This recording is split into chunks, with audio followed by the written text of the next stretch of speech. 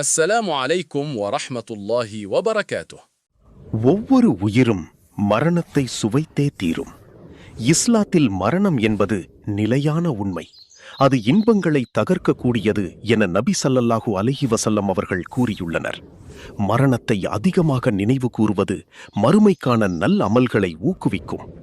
மரணம் பற்றிய சில முக்கிய ஹதீஸ்கள். 1.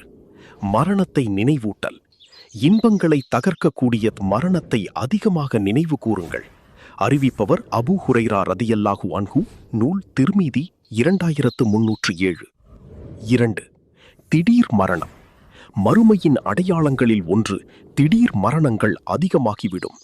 அறிவிப்பவர் அனஸ் ரதியல்லாஹு அன்ஹு, நூல் தப்ரானி 1132. 3. மரணத்திற்கு பின் அமல்கள்.